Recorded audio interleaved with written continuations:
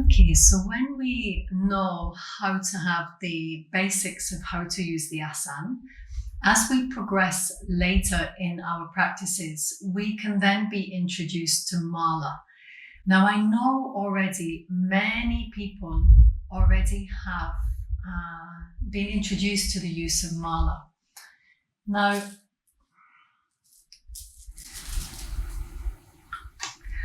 what I want to say for you today is mala is an absolute sacred aspect of our sadhana.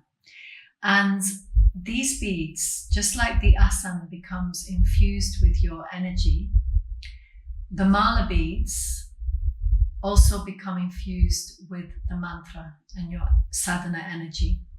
And what commonly happens is people really don't realize, and they often can use the mala in a way like this, and they just wrap it around in quite a decorative way. And really, in traditional Tantra, this is really not good, especially if you put it on the left hand, which is the hand that you commonly clean yourself when you go to the toilet in India. So you have to think about it like this. This is become infused with absolute divine energy, and we don't want to go about in our daily life hugging and this with this.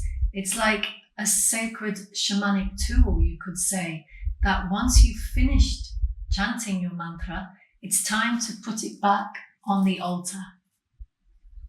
And of course, if you need to put it around you, because maybe you don't have somewhere to put it, then you will put it around and even just hide it like this. And then it's just with you. So obviously this is very different from what many people are using the mala, but I owe it to you to say that this is the traditional way. Of course, you can use a bag if you like as well, because this protects the mantra. Now, this protects the mala and the mantra. Often when you're first learning a mantra, you need to write the mantra down on a piece of paper. That mantra on that paper becomes really, really sacred, just as sacred as the mala.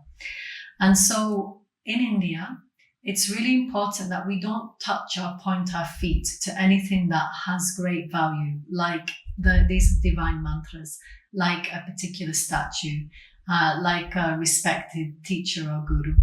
So we keep our feet safely away. So if you have a mantra paper, I just suggest to put it on a book and have it there. And then again, if you get up and move around, put the paper somewhere safe, okay? Now here we have our mala. And I'm not showing this today to give any type of initiation or transmission, or I'm not encouraging you to use a mala. Actually, I encourage you not to use a mala until you have had the direct permission to use it from the person giving you the mantra. Now, I'm going to show this just because if you are using mala from another system, maybe it's really helpful that I can show you, because obviously it's your choice if you continue to use it. So basically, when we use mala, there are two things. Number one, you can have it in a bag. A bag is really good, especially for beginners, because it just holds the mantra and you can still move along the beads. But if the mala falls down, it doesn't have the risk of touching the feet. Now, for us, when we don't normally use bags in the traditional Tantra. You'll find that we sit like this. It doesn't look the most comfortable, does it? But it's not meant to be. Actually, this position of the body keeps an alertness.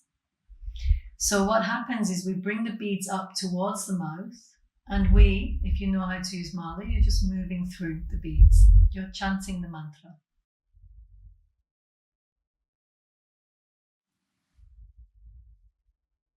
And you'll notice me moving my lips.